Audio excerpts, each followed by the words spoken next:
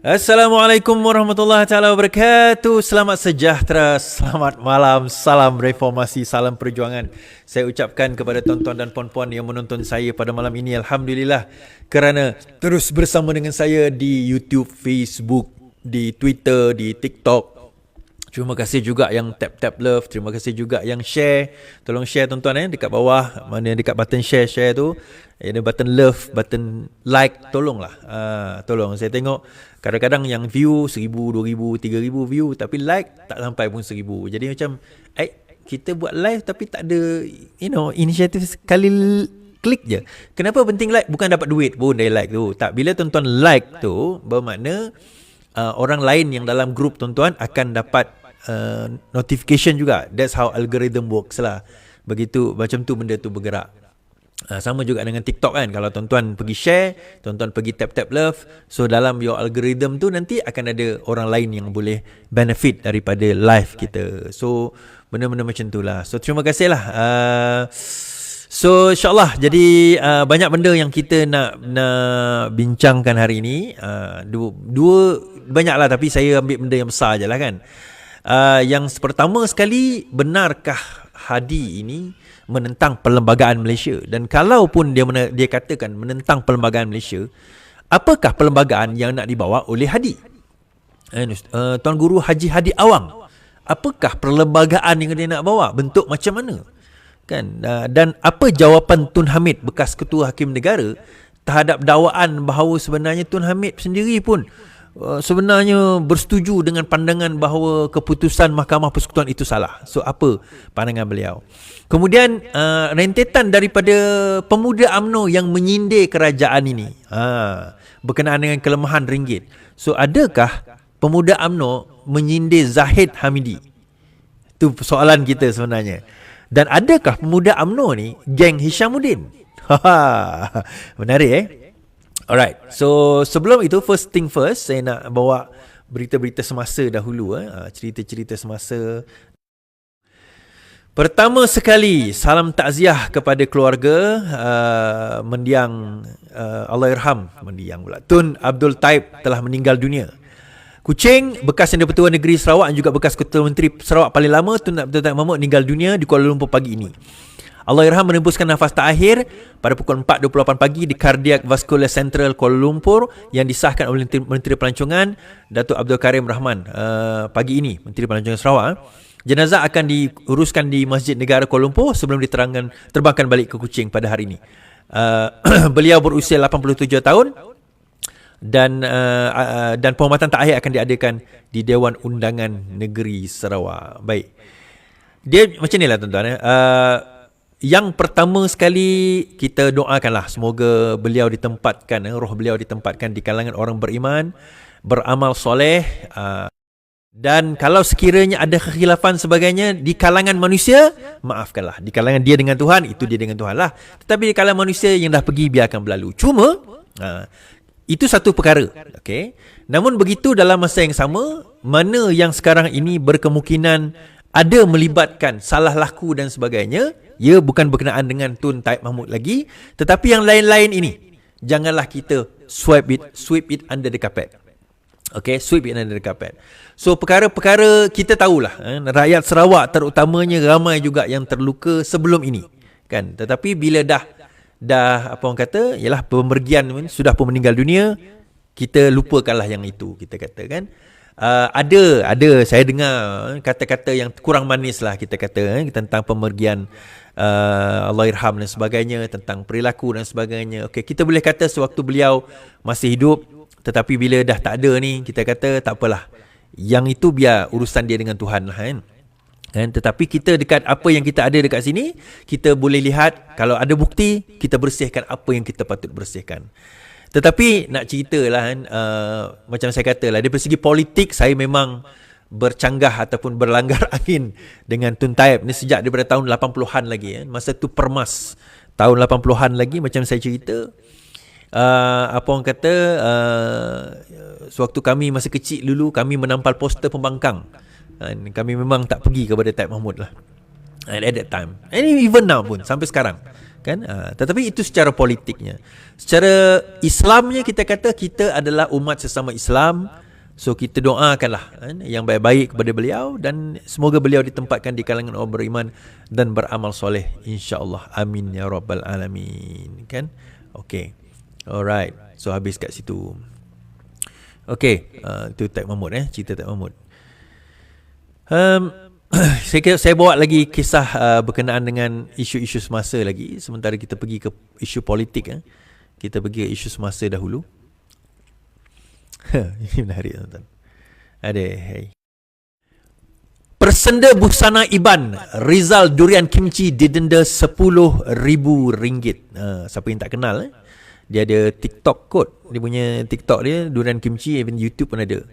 Mahkamah Session Miri hari ini menjatuhkan hukuman denda RM10,000 atau 6 bulan penjara ke atas pengaruh media sosial Rizal Durian Kimchi atau sebenarnya Nik Muhammad Rizal, Nik Ibrahim, kerana mempersendakan busana tradisional wanita Iban Ngepan Induk. Utusan Borneo Online memetik Hakim Azrina Aziz sebagai berkata hukuman itu dibuat setelah meneliti semua aspek termasuk pengakuan salah dan rayuan tertuduh, keterangan fakta kes serta mengambil kira kepentingan awam. Tertuduh yang berusia 31 tahun itu berasal dari Kota Baru Kelantan, didakwa mengikut Seksyen 233 Sub 1 Sub A Sub 2 Akta Multimedia dan Komunikasi 1998. Dia telah berkahwin mempunyai seorang anak. Seksyen 233 memperuntukkan denda tidak lebih RM50,000 atau penjara sehingga setahun atau kedua-duanya sekali. Sementara itu, pihak pendakwa memohon agar tertuduh dikenakan hukuman setimpal. Apa yang dia kata? Dia kata dia didakwa menyamakan busana Ngepan Indu itu seperti sementing duit shilling yang sepatutnya disimpan di dalam poket. Kan ada baju Iban ni, dia ada dia punya macam apa orang kata hiasan tu kan. Dia panggil duit shilling, patut simpan dalam poketnya. Tenggo sebagai kain alas peti televisyen, kain kebat atau kain karap sebagai kain buruk, dan Ngepan Iban sebagai langsir katanya yang dekat pakaian tu kan. Sebanyak 27 laporan polis telah dibuat terhadap tertuduh berhubung kejadian itu dikemukakan oleh pihak pendakwaan untuk diterima pakai sebagai bahan bukti. Okey. Tahulah dia Mamat ni saya follow lama dah. Saya taklah follow sangat. Adalah lalu saya punya FYP sebagainya kan. Dia kahwin dengan orang Korea. Dia orang Kelantan, dia boleh berbahasa Korea, dia kahwin dengan orang Korea, dia tinggal kat Korea, ni dia balik Malaysia. So dia cubalah pakaian Sarawak, Iban Sarawak ni, bukan dia lah, isteri dia kot, pakai, and then they make that comment. I think comment dia tu innocent enough sebagai melawak. Okay, saya rasa sebagai melawak. Tetapi dalam konteks kita kata menghina pakaian ataupun pakaian tradisi bangsa lain, sensitivity itu tak ada sebenarnya. Kalau kita tengok daripada segi sensitivity itu, nampak jelas tidak ada. Okay, itu yang pertama. Yang kedua, dia sebagai orang yang mengembara, dia sepatutnya tahu daripada segi budaya ni. Kalau orang mengembara ni, kita akan tahu, kita akan jumpa pelbagai budaya, pelbagai bangsa, pelbagai perkara yang pada pandangan kaca mata kita yang biasa dengan budaya kita sangat pelik atau sangat berbeza. Okay, sangat pelik atau sangat berbeza. Now, pelik pada pandangan kita, janganlah kita anggap itu pelik pada pandangan orang lain. Hanya kerana kita yang berasa pelik pada pandangan kita terhadap budaya dia, bahasa dia, percakapan dia, mungkin cara pertuturan, whatever lah berkaitan dengan bangsa ataupun orang tertentu, janganlah kita gunakan kaca mata kita untuk menilai dia. Kerana mungkin bagi kita pelik, bagi mereka tak pelik. Mungkin bagi mereka kita yang pelik. Jadi kalau kita faham perkara ini, di sini akan kurang. At least kalau tidak 100% kita boleh buang racism pun, kita boleh mengurangkan sikap racism kita terhadap bangsa lain. Tuan-tuan, bila saya lebih suka kalau saya mengembara, saya suka pergi melihat budaya, kepelbagaian budaya, makanan mereka, bahasa mereka, pergaulan mereka. Saya berminat dengan perkara ini.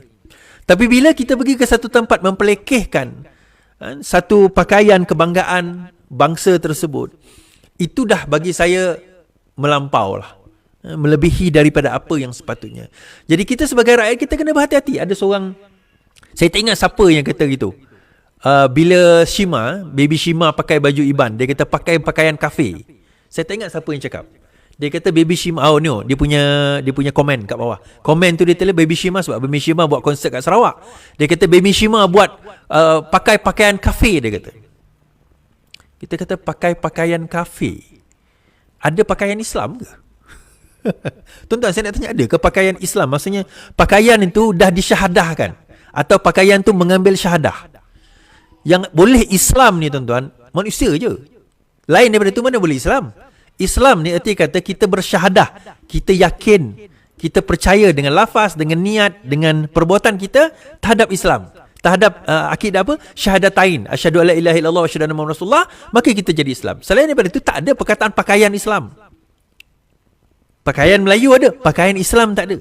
Selagi mana dia menutup aurat dan tidak pelik, maka itulah pakaian yang selari dengan Islam. Bukan pakaian Islam, selari dengan Islam. Tuan-tuan, haram ke pakai baju kot macam ni? Pakai apa orang kata, baju sejuk macam ni? Pakai ni, t-shirt macam ni? Haram ke? Haram ke tuan-tuan? Haram ke tak haram? Kalau haram, tuan-tuan tak boleh tengok telefon tau. Tuan-tuan tak boleh tengok telefon, tuan-tuan tak boleh pakai baju, tuan-tuan tak boleh pakai kereta sebab tak Islam. So apa dia katakan Islam? Itu yang masalahnya, terutama geng-geng walaon ni. Bawa-bawa ni apa orang kata, Cikgu Fazil yang kata dah letak jawatan, kata Fazil Saleh nama dia, tak ingatlah nama dia. Dia mengkritik Rora. Saya sendiri bukan 100% setuju dengan Dr. Rozaimi. Saya pun tak kata saya 100% setuju dengan Dr. Rozaimi, tetapi pada pandangan saya, ilmu dia lebih tinggi daripada saya. Tuan-tuan, tolong tap love dengan share je. Ilmu dia lebih tinggi daripada saya. Saya ada hormat saya pada dia. Kan? Tetapi bila sampai ke peringkat memfitnah, kita kata dengan cara percakapan seolah-olah kau lebih hebat daripada dia, dengan sindiran dan hinaan, itu yang jadi masalah. Baru ni juga ni cerita, saya sambung cerita ni, yang apabila ada seorang ustaz yang sangat popular, Ustaz Zahidrul lah, senang cerita, dikatakan tak pandai berbahasa Arab ataupun tak erti berbahasa Arab. Kan, tak erti bahasa Arab. Dia bagi cara macam mana tak erti bahasa Arab.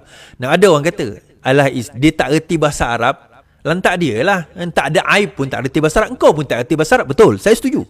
Saya pun tak erti bahasa Arab, sikit-sikit lah, terlalu sikit. Baca Quran pandai, tapi faham tu tidak. Tetapi saya tak claim saya ustaz. Pertama, saya tak mengajar orang agama. Itu yang kedua. Kan? Saya tak claim saya pandai, saya mengajar agama, dan saya tak claim saya ustaz. Kan? Kerana saya tahu capacity dan capability saya. Okey, tak apalah, dia tak pandai, tak ada masalah. Lagi saya nak mengajar lantak dia lah. Bagi saya macam ni lah tuan-tuan. Kalau kita mengajar orang engineering tapi kita tak pandai maths, pelik tu.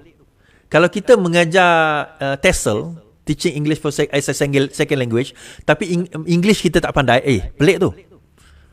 Bagi saya pelik. Kena belajar lah, take the initiative lah untuk belajar. Kita dah dalam bidang tu, ambillah inisiatif untuk belajar. Terus terang saya kata, saya tak pandai, saya tak faham baca artikel English dalam bahasa Inggeris sampai saya form 5 tau. Walaupun saya ambil English literature, saya merangkak untuk faham. Saya pandai baca, saya tahu, saya pandai perkataan, saya tahu pronouns, tapi saya bila dia jadi satu perkataan ataupun satu buku atau satu artikel, susah untuk saya faham. Sehinggalah saya buat diploma, sehinggalah saya buat degree, baru saya boleh membaca, boleh faham artikel tersebut. Tapi saya belajar. Sebab kita tahu itu bidang yang kita nak kena masuk. Kita kena belajar lah. Benda paling asas, English, bahasa Malaysia, 2 language. Tetapi yang paling teruk tuan-tuan, bila dia dalam keadaan macam tu, tiba-tiba dia menghina mufti pula sebagai orang yang tidak betul. Uish. Bagi saya masalah tu. Dia merendah-rendahkan orang yang lebih tinggi ilmu dia daripada dia. Ya, saya pun dengan Dr. Mazhar pun ada benda saya tidak setuju. Ada benda.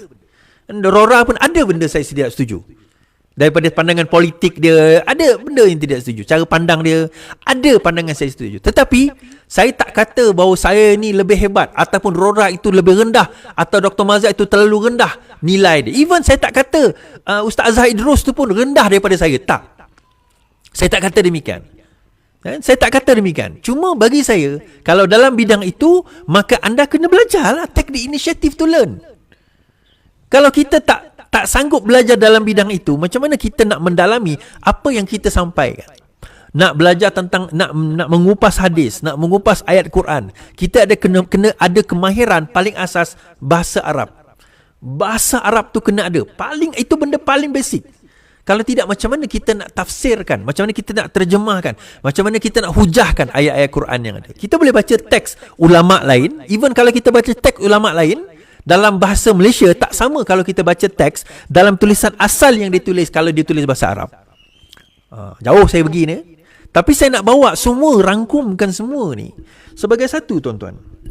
Bahawa sebenarnya banyak benda yang kita kena belajar lagi. Kita kena tahu saling hormat menghormati di antara satu sama lain. Kemudian kita kena faham level, kita kena sentiasa berada merasakan diri kita rendah. Kita kena sentiasa rasa kita ni kurang. Kita kena sentiasa rasa kita ni tak cukup daripada segi ilmu. Jangan kita sampai merendahkan orang lain. Kita boleh tegur, kita boleh kritik certain pendapat dia. Tetapi jangan sampai kita merendahkan dia sampai kita menghina dia. Kan? Bagi saya Ustaz Azhar, kalau dia tak reti bahasa Arab, pergilah belajar. Jangan rasa malulah. Kan? Jangan rasa malu. Kalau tak, mungkin dia pandai tapi tak mahir. Kata-kata. Ada orang pandai English tapi tak mahir. Mahirkanlah. Sebab itu bidang anda, itu cara anda cari makan. Maka mahirkanlah. Mahirkan, belajar. Jadi memberi motivasi kepada orang lain untuk, orang kata apa, belajar dengan lebih lagi. Ada orang bukan background agama pun, belajar bahasa Arab boleh je. Kan? Mengangkat-angkat boleh je. Apa salahnya? Right? Okay, habis kat situ. Okay, now kita masuk ke kisah Mohzani ni. Okay. Isytihar harta. SPRM beri tempoh 30 hari lagi pada Mohzani. Suruhanjaya Pencegahan Rasuah SPRM memberi tempoh lanjutan 30 hari kepada anak Dr. Mahathir Mohzani untuk isytihar harta kepada agensi anti rasuah. Ketua Pesuruhjaya Azam Baki mengesahkan Mohzani telah memohon secara rasmi untuk melanjutkan tempoh berkenaan. Mohzani telah mengumpulkan permohonan lanjutan. SPRM telah memberikan tambahan 30 hari, kata Azam.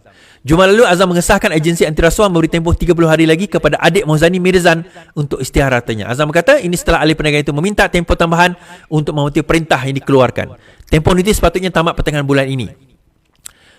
Mereka dipanggil untuk memberi keterangan. Pada 6 Februari Azam berkata Mirzan dan Mohzani boleh didakwa jika gagal mengisytiharkan harta mereka kepada agensi itu. Berkaitan itu, kedua beradik itu mulakan kenyataan 8 Februari meminta SPRM bersabar dan mengatakan adalah mustahil untuk kumpul maklumat selama 43 tahun. Okey, menurut SPRM telah meminta senarai aset sejak 1981, iaitu tahun pertama Mahathir dilantik sebagai Perdana Menteri. Baik. Now, ulasan saya, kenapa 1981, kenapa Mukhris dengan Mohzani? Sebab persoalan yang timbul adalah, adakah kekayaan mereka itu sememangnya mereka kaya sebab berniaga, ataupun kekayaan mereka itu hasil daripada mereka menunggang kekuasaan, penguasaan, kuasa dan juga kedudukan ayah mereka. Itu persoalan-persoalan dia. Dan kalau sekiranya boleh dibuktikan, walaupun satu, bahawa kekayaan mereka hasil mereka mendapat projek dan peruntukan daripada kedudukan ayah mereka, maka itu sudah boleh dianggap sebagai rasuah. Now, balik kepada cerita, apa orang kata, kepada cerita Mohzani dan juga Mukhris tadi. Mohzani dan juga Mirzan tadi. Kenapa perkara ini sangat penting? Kenapa dua ini sangat penting? Mukhris ni dia letakkan Mukhris ni sebagai orang yang terlibat dalam politik. Sebagai orang yang orang kata apa, yang memang terlibat dalam politik. Tetapi bila melibatkan perniagaan, dia adalah Mohzani dan juga Mirzan. So dua ni memang on business.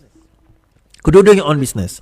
Now, bila kedua-duanya on business, setelah 40 lebih tahun kita kata masa berlalu, kita tak nafikan mereka menjadi kaya kemudian. Dan Mahathir mengatakan bahawa kerajaan ini cemburu sebab ada Melayu kaya. Tuan-tuan, saya tahu ada Melayu lebih kaya daripada Mukhris, daripada Mohzani, ada Melayu lebih kaya daripada Mirzan. Kerajaan tak sentuh pun. Yang dipersoalkan, adakah persoalannya kekayaan itu disebabkan oleh apa yang berlaku sebelum ini? Nah, ada yang mengatakan ini adalah dendam. Orang yang mengatakan ini adalah dendam Anwar adalah orang yang sama kata di mana reformasi. Bila ditanya, on one hand mereka bertanya di mana reformasi. On the other hand, bila kita persoalkan atau kita mula menyiasat kekayaan luar biasa anak-anak pemimpin ini, mereka mengatakan, oh Anwar berdendam. Bila Daim disesat, oh Anwar berdendam. Tuan-tuan,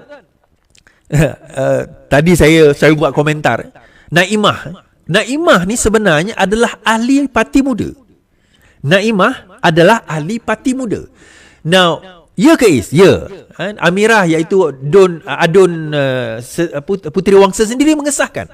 Dia kata Naimah adon puteri muda dan Naimah adalah adon muda. So adon muda. Naimah adalah ahli parti muda.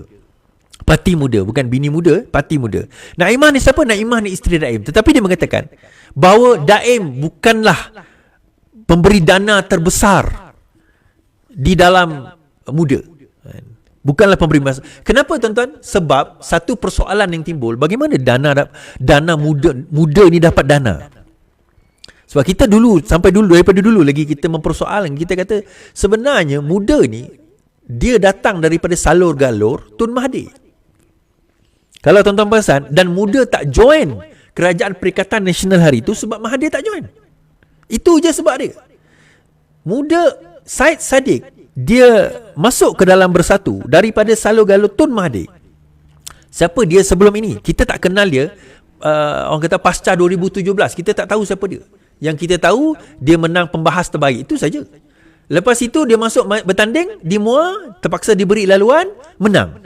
Bila menang, jadi menteri. Menteri penuh pula tu, Menteri Belia dan Sukan.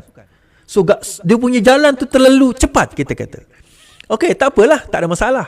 Lepas itu bila berlaku commotion dan sebagainya, dia keluar, dia buat parti muda. Dan dia mengkritik kerajaan. So kita pelik. Masa tu muda bersama dengan kerajaan, tetapi dia kritik kerajaan. So kita mula persoalkan. Terutama apabila dia didapati bersalah dalam kes rasuah. Dalam kes rasuah lah, dana duit dijumpa di rumah dia dalam kes rasuah. Dia didapati bersalah. So daripada situ dia mula mengkritik kerajaan. Sebelum itu pun dia dah kritik kerajaan sebenarnya. Jadi kita mula mempersoalkan siapa beraninya muda. Kita bukan baru semalam join politik, tuan-tuan. Kita bukan baru semalam join politik. Rupa-rupanya kita dapati di belakang muda ini adalah Mahathir. Dia bukan Mahathir ni per se jadi penaung, bukan. Tetapi kita tahu bahawa saya pernah claim dahulu, berkemungkinan besar dana daripada muda ini, dana itu datang daripada Mahathir. Ataupun bukan Mahathir per se, kroni-kroni Mahathir. Saya tahu salah seorang ahli muda pimpinan tertinggi adalah anak taikun. Dan saya tahu juga salah seorang taikun di dalam negara kita banyak membantu Syed Saddiq atas arahan Mahathir. Saya tak boleh sebutlah nama taikun tu. Kan, kalau tuan-tuan kenal lah. Taikun besar. Kan? Antara yang banyak, kalau Syed Saddiq meminta derma dan sebagainya, dia antara yang banyak menderma. Dan tidak mustahil kalau kita kata bahawa Daim juga terlibat. Okey, Daim bukan pemberi dana terbesar. Mungkin. Tetapi siapa kata Daim tidak influence? Sebab apa, tuan-tuan? Apa logik dia tiba-tiba isteri Daim yang saya sendiri tak pernah kenal. Saya sendiri tak pernah tahu siapa isteri Daim sebelum ini. Naimah ni saya tak pernah kenal. Politically saya tak pernah kenal. Tiba-tiba kita dapat tahu dia ahli parti muda. Pelik kan? Rupanya dia ahli parti muda. Kenapa parti muda? Kalau dia parti UMNO ke, kan? Kalau dia UMNO, okay, kita faham lah. Sebab Daim sebelum ini pun memang kita kata pro kepada UMNO. Bukan pro UMNO, memang UMNO pun. Lepas itu dia keluar ikut Mahathir. Kemudian dia join Kerajaan Pakatan Harapan 2018. So kalau dia join UMNO ke pada masa itu, ataupun bukan UMNO, sorry, kalau dia join Bersatu ke, ataupun kemudian dia keluar dia join Pejuang, okey, kita faham. Tiba-tiba out of nowhere dia dikatakan sebagai ahli kepada muda. So daripada situ kita boleh conclude sebenarnya bahawa ke mana hala tuju, siapa penaja, apa yang muda dapat daripada perkara-perkara ini. So itu something interesting untuk kita ponder upon lah, kan? Apa yang kita boleh ponder upon. Okey, itu berkenaan dengan Mukhris tadi, Mohzani. Mukhris pun asyik aku ingat Mukhris saja. Mohzani dan juga Mirzan. Alright, habis kat situ. Okay, now kita masuk cerita politik. Alright, ni menarik, tuan-tuan. Satu kisah ni menarik.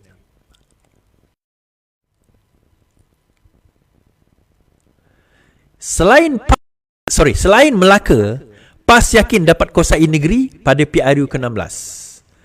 PAS yakin parti itu akan dapat menambah lagi bilangan negeri yang akan dikuasai mereka, termasuk Melaka pada PRU yang akan datang. Mursyidul Am Hashim Yassin berkata, ini berdasarkan sokongan ditunjukkan rakyat ketika ini. Tegasnya, sokongan orang Melayu kepada PAS masih utuh selain sokongan pengundi Cina yang juga semakin meningkat.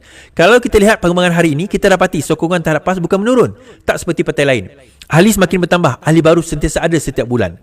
Suasana ketenangan yang wujud dalam parti, kestabilan parti menambah lagi minat baru, ahli baru, dan kita boleh pertahan keadaan ini. Tidak mustahil apa yang dihasratkan pimpinan PAS di Melaka tercapai.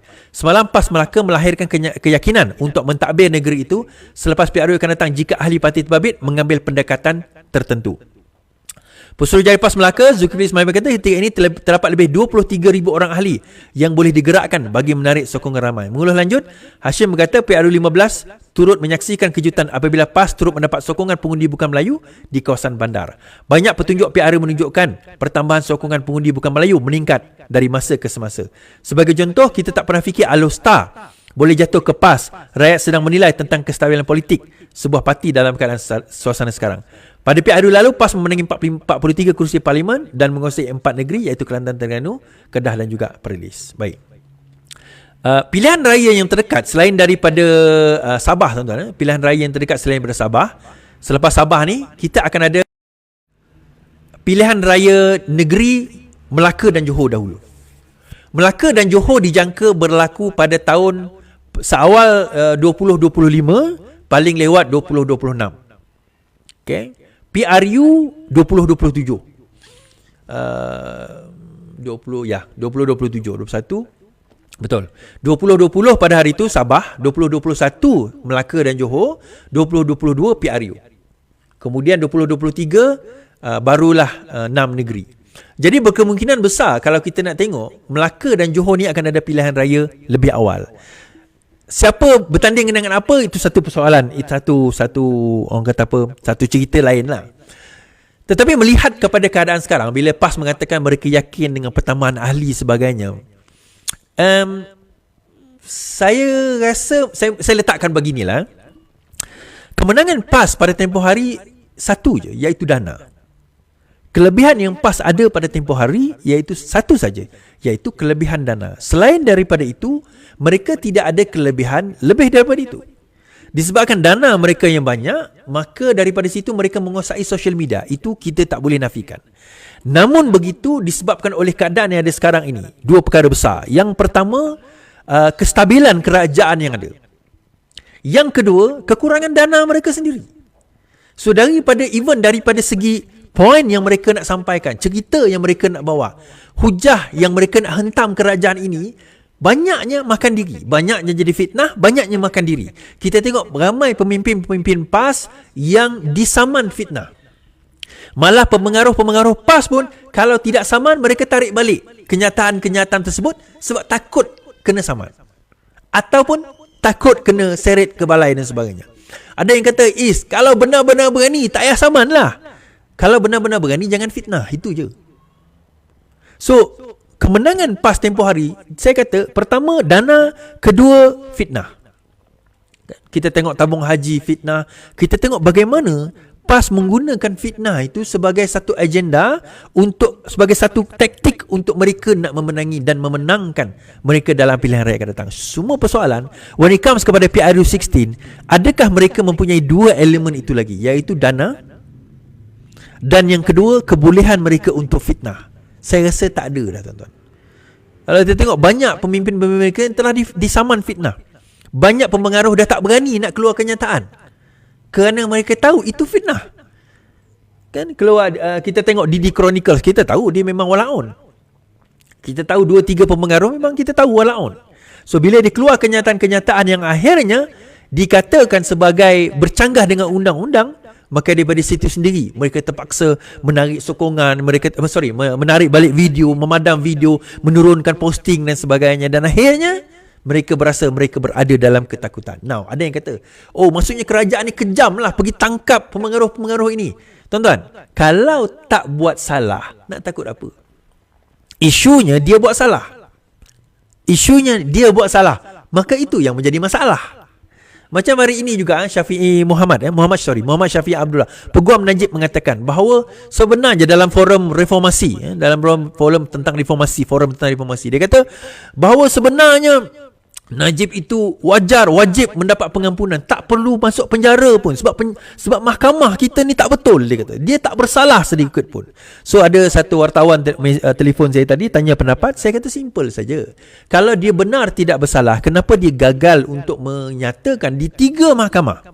Meragukan di mahkamah tersebut, bukan 1, bukan 2, tetapi 3 mahkamah. Meragukan bukti-bukti yang dibawa, meragukan bahawa wang itu masuk dalam akaun dia, meragukan bahawa akaun itu dia punya, meragukan bahawa akaun itu dia bukan, maksudnya dia punya satu hal tetapi dia tak ada kuasa ke atas akaun tersebut, meragukan bahawa dia sebenarnya tidak ada kuasa terhadap 1MDB, telah SRC dan sebagainya. Najib gagal meragukan bukti-bukti yang dibawa oleh pendakwa raya. Now, kedua saya kata, pengampunan itu bukan privilege. Pengampunan itu bukan satu kewajipan. Pengampunan itu adalah satu ihsan. Terpulang kepada 2 lembaga pengampunan, terpulang kepada Yang di-Pertuan Agong. Kalau lembaga pengampunan kata tak boleh, tak boleh lah. Kalau lembaga pengampunan kata boleh, tetapi Yang di-Pertuan Agong kata tak boleh, tetap tak boleh. Sebab dia bukan privilege, bukan wajib. Bukan maksudnya aku merayu wajib diampunkan, tak. Itu terpulang kepada kedua badan ini. Mereka boleh memohon, boleh. Tetapi dikatakan, apa orang kata, adakah wajib untuk nak diampunkan? Tak. Terpulang kepada discretion 2 badan ini. So balik kepada cerita tadi juga kita kata. Balik kepada cerita ini. Kita faham. Sebenarnya kalau kita nak tengok penilaian kita, kita tahu bagaimana fitnah itu berleluasa, bagaimana fitnah yang dibawa PAS itu berleluasa, dan kita faham kalau mereka tidak katakan itu bukan fitnah, maka mereka boleh menangkap dalam mahkamah. Kenapa mereka kalah dalam mahkamah? Hari itu Ustaz Dusuki dia kata, oh saya kalah teknikal. Apa maksud kalah teknikal? Kan bagi walaon bodoh, dia bolehlah kau main macam tu. Oh kalah teknikal. Oh teknikal. Macam juga Hadi kan, pergi saman Claire Brown. Bila dia saman Claire Brown, dia pula kena bayar 1.4 juta. Bukan Claire bayar dia, dia bayar Claire 1.4 juta. Dia tarik balik saman, tak jadi nak saman. Pelik tuan-tuan. Kepelikan itu kita akan bicarakan sebentar lagi. Kepelikan itu kita akan bicara sebentar lagi. Membawa saya kepada satu cerita yang dibawa oleh Ketua Pemuda UMNO ni lah. Okay, saya mula malas nak komen pasal Mamat ni, tapi since dia dah sebut, saya sebutlah. Rindu slogan Najib turun, ringgit naik.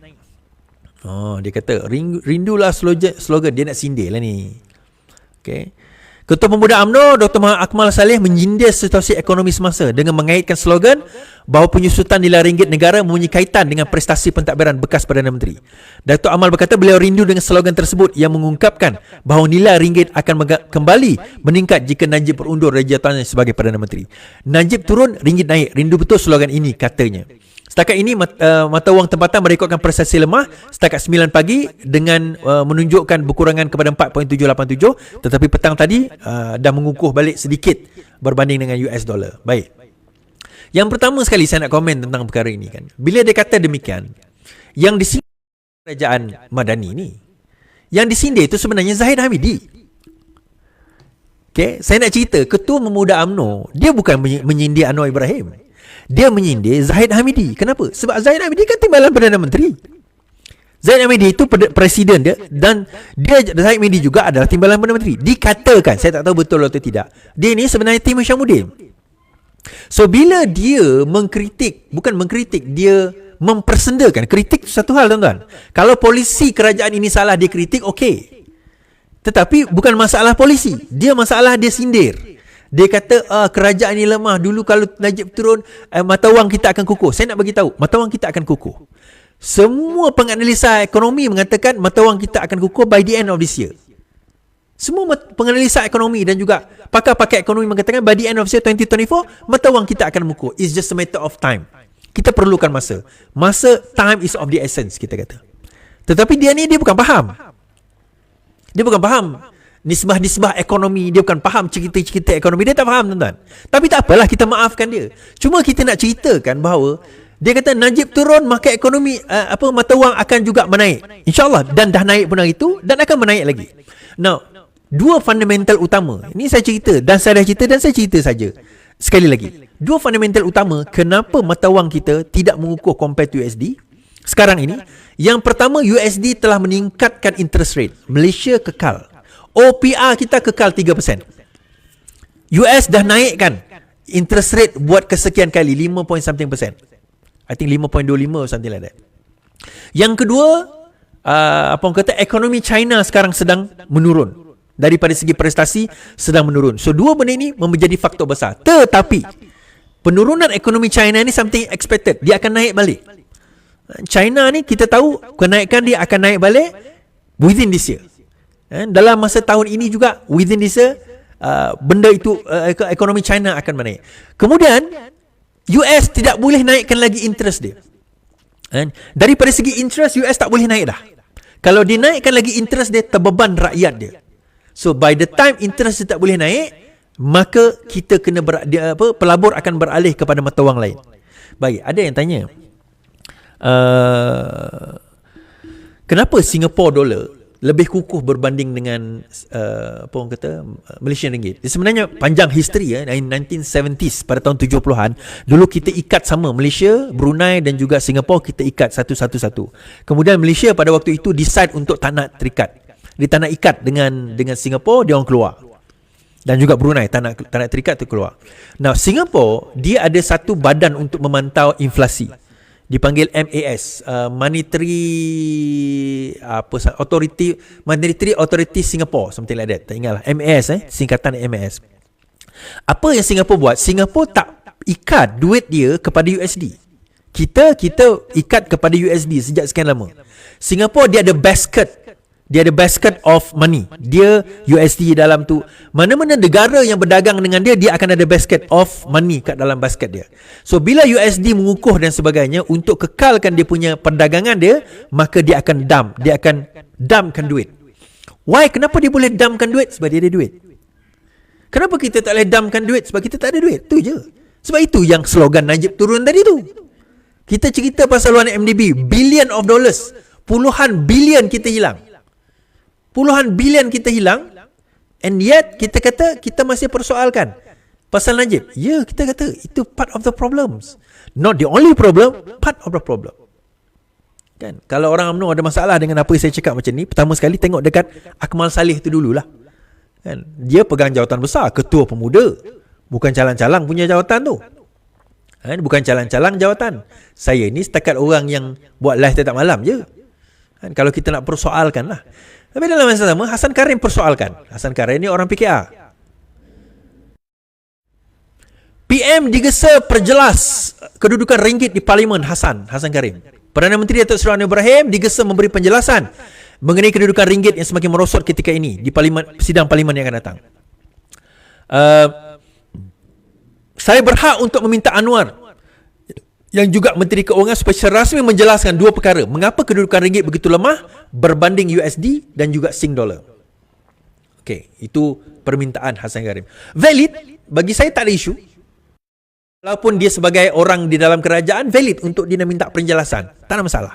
Dan bagi saya, lebih baik kita bertanya soalan demikian, dan Datuk Seri Anwar Ibrahim akan jelaskan. Walaupun saya dah jawab, dan tonton dengarlah jawapan Datuk Seri Anwar Ibrahim. Saya percaya Datuk Seri Anwar Ibrahim akan jawab dalam sidang Parlimen nanti. Tapi dengarlah jawapan beliau, jawapan dia tak lari daripada jawapan saya. Tuan-tuan boleh dengar nanti, tak percaya, tuan-tuan dengarlah, dia tak lari. Sebab apa? Sebab tuan-tuan, saya pun baca teks yang sama. Saya pun baca daripada sumber yang sama. Kalau Hasan Karim rajin sikit mengkaji, dia akan dapat nampak daripada teks yang sama, pendapat yang sama, dan dia tak perlu bertanya kepada Perdana Menteri pun. Kalau dia faham, oh ini sebab dia. Okey. Dan ada yang bertanya, kalau macam tu, kenapa tak naikkan OPR? Tuan-tuan tahu tak OPR tu relate dengan apa, tuan-tuan? Overnight policy rate tu dia relate dengan apa? Tuan-tuan punya buat pinjaman kereta tak? Tuan-tuan buat pinjaman rumah tak? Kalau OPR naik, tuan-tuan punya loan naik tau. Tu je. Tuan-tuan nak ke naik? Tak ada cara lain ke Is? Okey. Dia ada internal. Internal kita adalah OPR.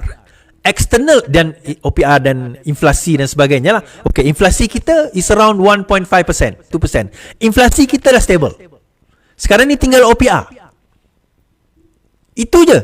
Kalau US punya ekonomi, mata wang apa, currency, dia punya interest rate, lepas tu Singapore punya, yang tu kita tak ada kuasa. Yang kita ada kuasa hanyalah kita punya OPR, kita punya inflasi. Yang tu kita ada kuasa. Inflasi kita dah mengukuh pada kadar 1.5%. Itu dah stable lah. Below 2%. Itu dah okey. Unemployment rate kita pun dah okey. 4%, around 4%. Cuma tinggal sekarang ni OPR. Kenapa tak naik ke OPR is? Tuan-tuan nak ke? Fahmi jawab soalan ini. Naik OPR untuk kukuhkan nilai ringgit bukan langkah yang sesuai. Fahmi Fazil menyatakan sebarang cadangan menaikkan kadar dasar semalaman atau overnight policy rate bertujuan mengukuhkan nilai mata wang negara merupakan langkah yang tidak sesuai ketika ini. Ia juga akan memberi kesan kepada rakyat, kata Menteri Komunikasi. Saya ambil maklum ada setengah pihak beri komen. Saya tak pasti sama ada pihak tertentu ini mahu bank negara naikkan OPR. Saya jangka itu bukan suatu perkara yang akan membantu rakyat pada waktu ini. Beliau berkata demikian dalam sidang media pasca mesyuarat kabinet di Kementerian Komunikasi. Menurut Fahmi, penjelasan mengenai Presiden ringgit telah diberikan oleh Gubernur Datuk Abdul Rashid Ghafur semalam dan Menteri Keuangan kedua Datuk Seri Amir Hamzan Azizan baru-baru ini. Abdul Rashid dalam satu kenyataan dikeluarkan semalam berkata BNM berpendapat bahawa paras ringgit pada masa ini tidak mencerminkan prospek positif ekonomi Malaysia pada masa akan datang dan prestasi ringgit baru-baru ini sama seperti mata wang serantau lain dipengaruhi oleh faktor-faktor luaran. Untuk Hasan Karim, kalau rajin sikit dah dijelaskan dah pun. Tetapi dia nak juga Anwar Ibrahim jelaskan, tak apalah. Datuk Seri Anwar Ibrahim jelaskan. Tapi poinnya tuan-tuan, OPR itu kalau nak dinaikkan boleh. Tetapi kalau kita naikkan juga, berapa lama kita boleh bersaing dengan US? US sekarang ni interest dia above 5%. OPR kita masih lagi 3%. Masih lagi 3% tuan-tuan. Agak-agak kita nak bersaing dengan US macam tu. Baik. Okey, apa yang rancangan di sebenarnya? Okey, kalau macam tu apa rancangan dia is? Tak tahulah. Ini apa yang saya baca. Bank Negara Malaysia. Okey, satu, OPR ni bukan ditentukan oleh kerajaan. OPR bukan ditentukan oleh kerajaan. OPR ditentukan oleh bank negara. Dia ada policy maker yang bukan kerajaan. Okey, itu yang pertama. Perdana Menteri ke Menteri Keuangan, Menteri Ekonomi tidak ada kuasa terhadap penentuan OPR. Okey, mereka boleh bagi pendapat, tetapi penentuan polisi dia ada board dia di dalam Bank Negara Malaysia. Now, apa yang saya nampak Bank Negara Malaysia cuba lakukan ialah OPR akan naik maksimum 3.25, tetapi bukan sekarang. Okay. Bila masa OPR akan naik is OPR akan naik bila masa US punya interest rate sama ada dia stagnan atau dia dah mula turunkan interest rate. Nah, kenapa nak kena turunkan interest rate? Okay, dua negara sekarang ini menghadapi masalah kegawatan ekonomi. Pertama Jepun, kedua UK. UK dengan Jepun sekarang ni ada masalah kemelesetan ekonomi. Kemelesetan ekonomi. Now US, kalau dia tidak turunkan interest rate, inflasi akan meningkat tinggi. Dia punya perbelanjaan akan meningkat tinggi. Kos meningkat tinggi. Bukan perbelanjaan. Kos dia orang akan meningkat tinggi. Bukan inflasi. Kos dia orang. Kan saya kata tadi, kalau interest rate naik, maksudnya daripada segi pembayaran loan dan sebagainya akan juga meningkat. Memang daripada segi mata wang ni mengukuh. Tetapi yang itu akan masalah kepada rakyat. So eventually, bila mereka dah mencapai perkara ataupun objektif mereka dari segi keuangan, dia akan sama ada stable kan, ataupun dia akan mula perlahan-lahan turun. Kan? Perlahan-lahan dia akan turun. So bila dia turunkan interest, masa itu kita naikkan interest rate. Masa itu bila kita OPR kita naikkan OPR kita, di situ kita akan nampak lukratif. Contoh tuan-tuan, kalau kita naikkan sekarang, maksimum kita boleh naik 3.25. Ini bukan undang-undang, ini berdasarkan history 3.25.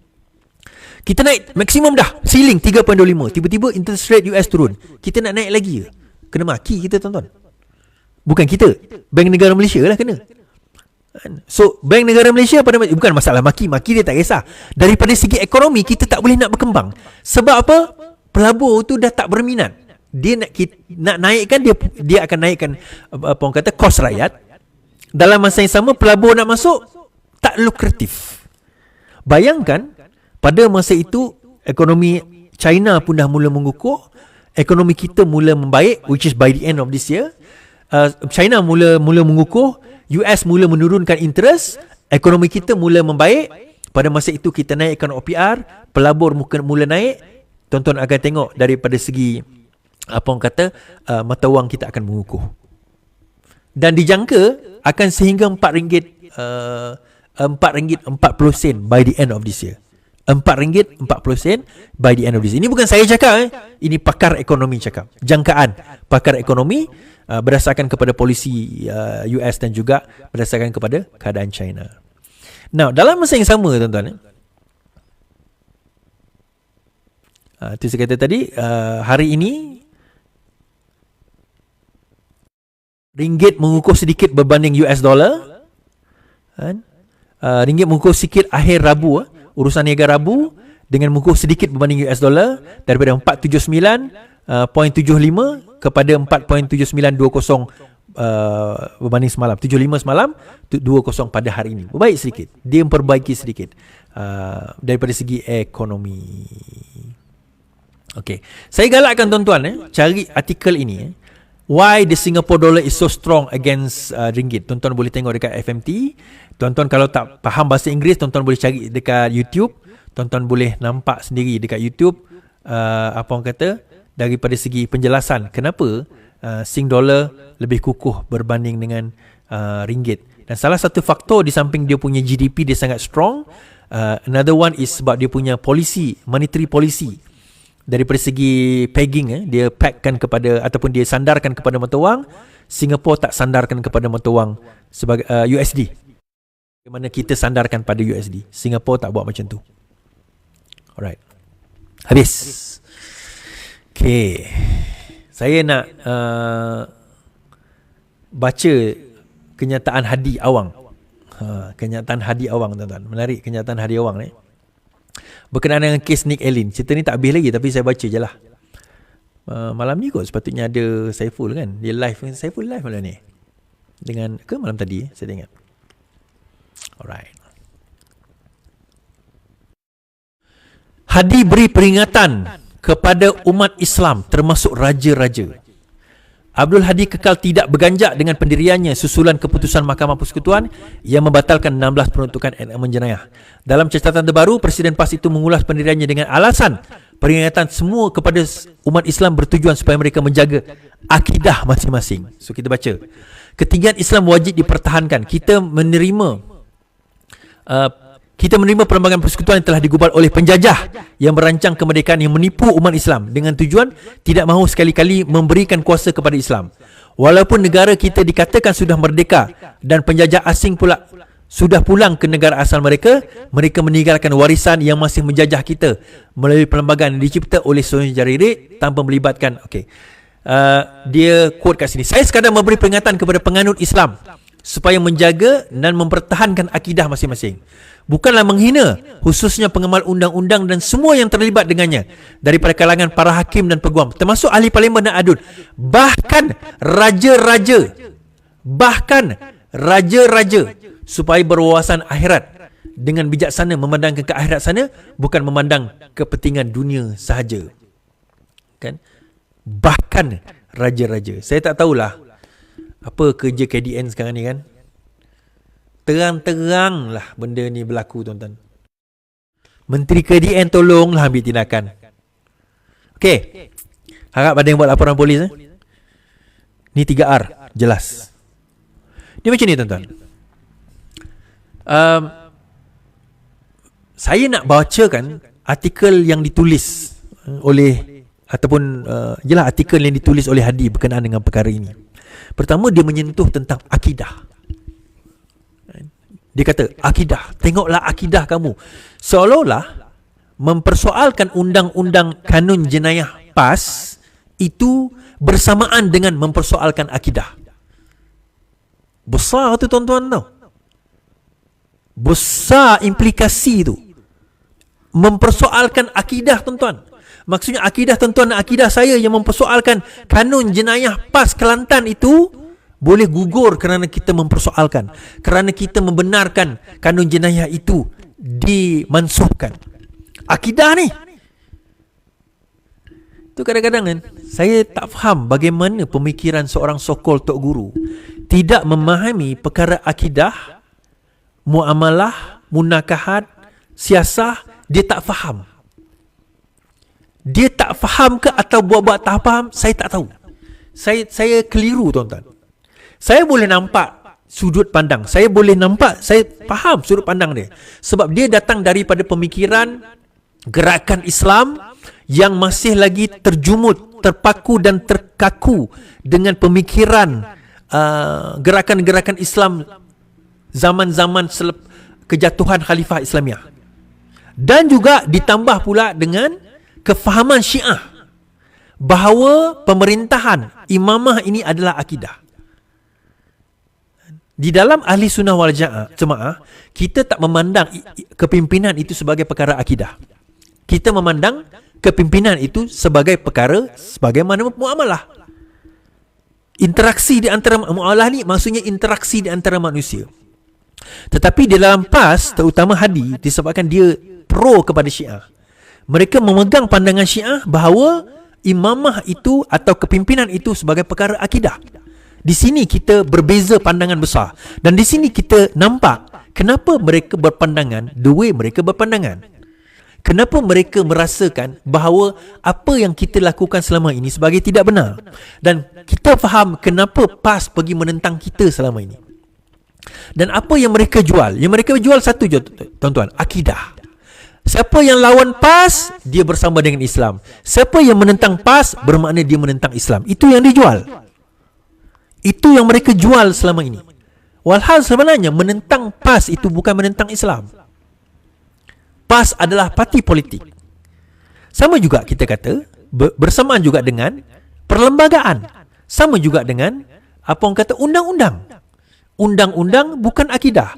Perlembagaan bukan akidah. Kita boleh, akidah ni tuan-tuan, kita tak boleh ubah. Asyhadu alla ilaha illallah wa asyhadu anna Muhammadar Rasulullah. Itu akidah kita. Kita tak boleh kata setelah 1400 tahun, bosanlah ada dua je, kita tambah lagi satu. Wa asyhadu anna apa-apa sambung. Tak boleh. Itu akidah. Akidah ni strict. Iman kita strict. Dia tak ada 50%, 99% tak ada. Dia 100%.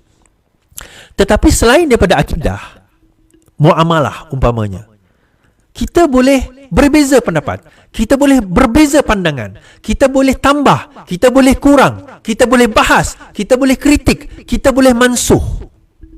Kerana kalau menentang jenayah PAS itu dianggap menentang akidah, adakah Hadi mengatakan bahawa ahli Dewan Undangan Negeri Kelantan itu sama dengan Tuhan?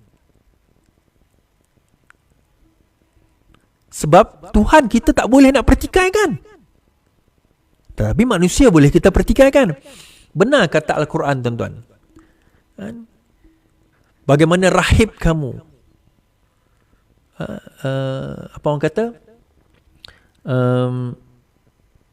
dia dalam Al-Quran menyentuh tentang bagaimana rahib-rahib ni apa orang kata, menjadi Tuhan. Kemudian ada sahabat bertanya, macam mana rahib itu menjadi Tuhan? Apabila mereka menghalalkan perkara yang haram dan mengharamkan perkara yang halal. Benda tu haram, dia kata halal. Benda tu halal, dia kata haram. Itu yang mereka jadi Tuhan. Benda yang bukan akidah, dia kata jangan melawan, sebab ini adalah akidah. Dia tak nak kita persoalkan ketidakcekapan penggubal undang-undang. Kalau benda tu akidah, tuan-tuan, kenapa manusia yang mengubahnya? Kenapa manusia menggubalnya? Itu persoalan kita. Dan saya baca kenyataan daripada Hadi ni, ulasan Hadi yang mencabar perlembagaan. Okey, saya baca ni, bukan ni. Undang-undang penjajah masih kekal walaupun dah merdeka. Hadi: walaupun telah mencapai kemerdekaan, negara Islam hilang integriti akibat menggagalkan undang-undang penjajah, kata Presiden PAS. Abdul Hadi berkata, para pejuang kemerdekaan satu ketika dahulu telah meletakkan batu asas dalam perlembagaan persekutuan di mana Islam sebagai agama persekutuan, manakala agama lain boleh diamalkan dengan aman dan damai. Namun semenjak itu dakwanya banyak pindahan undang-undang dibuat dengan meninggalkan syariat Islam. Dahulunya ada di kalangan para hakim yang bijaksana seperti Tun Saleh Abbas dan juga Tan Sri Harun Hashim dan juga lain-lain. Ada yang masih hidup seperti Tun Hamid, Tun Ahmad Fairuz, yang menggunakan kebijaksanaan mereka untuk menjaga dan mempertahankan syariat buat sementara waktu mengikut mafhum yang ada di dalam keimanan di hati mereka. Mereka tidak melayan tindakan yang menyingkirkan syariat Islam. So di sini dia kata Tun Hamid masih hidup lagi. Dia kata yang melaksanakan tak ada masalah. Tapi apa jawapan Tun Hamid, tuan-tuan? Ini adalah daripada ulasan daripada kalau saya baca kat bawah ni panjang kalau tuan boleh baca sendiri, tetapi ulasan tajuk ini adalah ulasan daripada Tun Hamid Muhammad, bekas Ketua Hakim Negara. Apa Tun Hamid tulis? Beliau mengatakan kes Nick Allen hakim putuskan berdasarkan perlembagaan. So kalau kita tengok kat sini tadi, Hadi kata ada yang masih hidup seperti Tun Hamid, mereka menjaga syariah. Tun Hamid kata tak ada masalah, betul lah, keputusan mahkamah itu adalah betul. Jadi sekarang ini hujah Hadi nak kononnya nak mempertahankan syariah dia tu, syariat dia tu, Tun Hamid sendiri mengatakan tak, kau salah, mahkamah betul. Ini tidak ada kena mengena dengan akidah. Ini tidak kena mengena dengan undang-undang Islam pun. Ini adalah undang-undang yang dibuat oleh ahli Dewan Undangan Negeri. Kemudian dia kata undang-undang penjajah. Saya tertarik dan ini pun antara perkara yang dulu saya fikirkan juga. Dia kata betul lah, penjajah yang buat undang-undang. Tapi timbul satu persoalan, adakah semua perkara dan ilmu yang baik, yang okey, yang tak bercanggah dengan Islam, saya ulang balik, adakah semua perkara yang ditinggalkan oleh orang bukan Islam itu wajib ditolak? Saya tanya pada tuan-tuan, adakah semua perkara yang dibuat, dicipta, ditinggalkan oleh orang bukan Islam itu wajib kita tolak?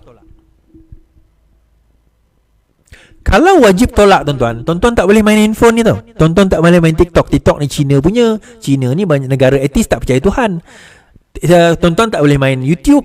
Facebook ni Mark Zuckerberg, Yahudi. Tuan-tuan tak boleh main YouTube. YouTube ni orang kafir punya.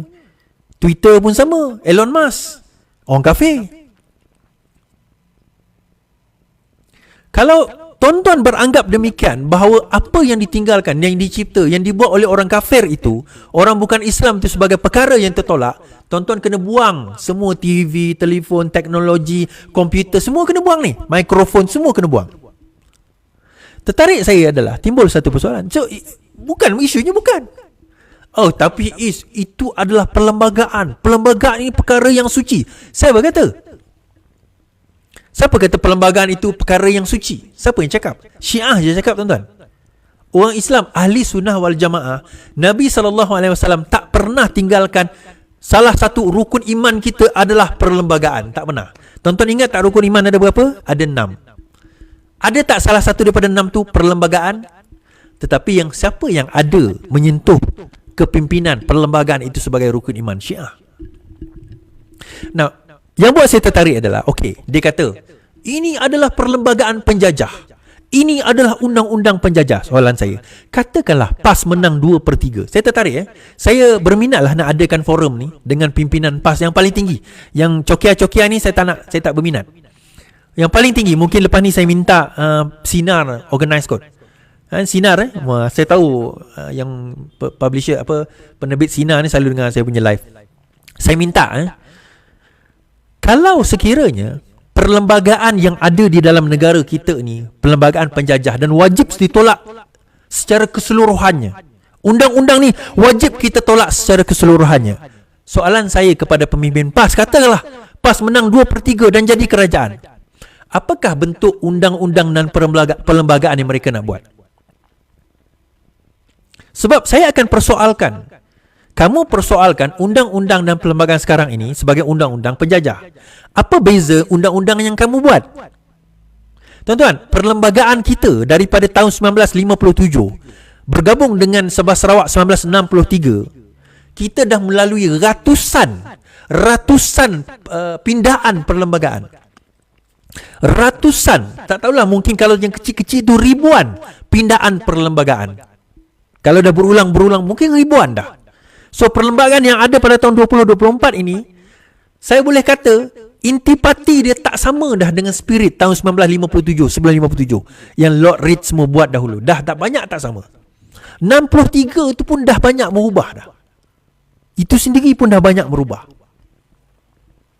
63 Malaysian Agreement 1963, Malaysian Act 1963 dimasukkan dalam perlembagaan, itu pun dah banyak perubahan. Dah banyak mengubah perlembagaan kita. Nah, saya tertarik soalan saya. Apakah bentuk perlembagaan? Apakah perlembagaan?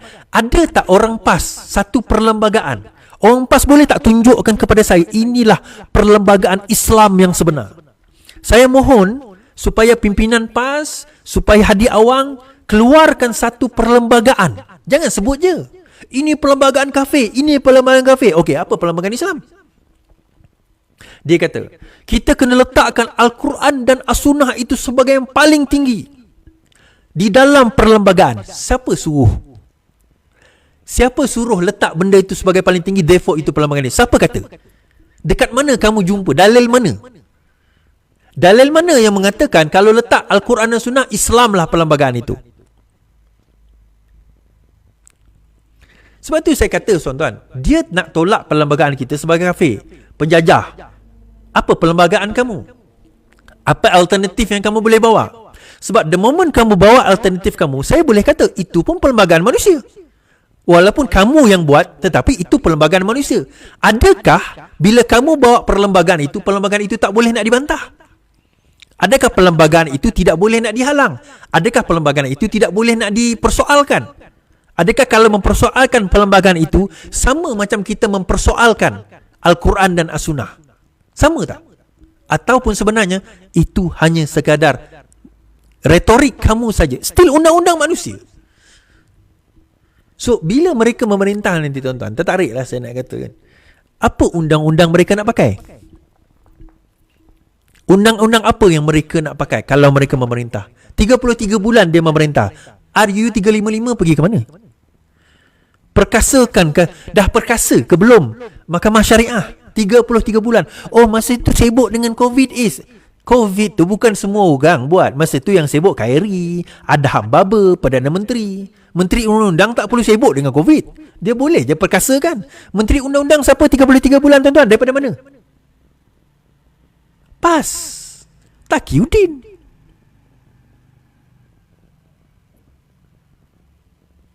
So dia berretorik ni memang cantik, memang selesa, memang best. Retorik ni memang sedap, tuan-tuan. Tapi pelaksanaan dia nanti akhirnya ke laut juga. Itulah kan. Menarik sebenarnya kalau kita dan artikel Tuan Hamid tadi tu, tuan-tuan boleh tengok sendiri dekat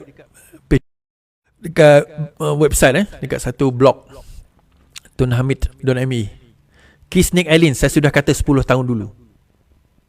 Boleh baca dekat situ. Tuan boleh baca dekat artikel di dalam tersebut. Baik, saya tinggalkan saudara-saudari, tuan-tuan dan perempuan dengan peringatan dengan satu pesanan bahawa sebenarnya kita sekarang ni di-hijack, agama Islam kita di-hijack. Bahawa ni FBI ke, polis ke kata bahawa sokol maula yang kata ada keturunan Nabi tu rupanya scammer. Kita mudah sangat tertipu, tuan-tuan. Kita ni orang Melayu, kita bukan orang Melayu je lah, manusia lah. Kita ni mudah sangat nak cari shortcut. Masuk syurga pun cari shortcut. Oh, sokong PAS confirm masuk syurga. Mati dalam mesyuarat PAS lebih baik daripada mati dalam sujud semayang. Hoish. Confident kau? Tuan-tuan, cari ilmu. Belajar. Keluar daripada kepompong. Jangan dengar satu pihak. Berbahas, berbincang, berwacana. InsyaAllah minda kita akan lebih terbuka. Sekian daripada saya. Selamat malam. Selamat beristirahat, yang penting lawan. Tetap lawan. Assalamualaikum.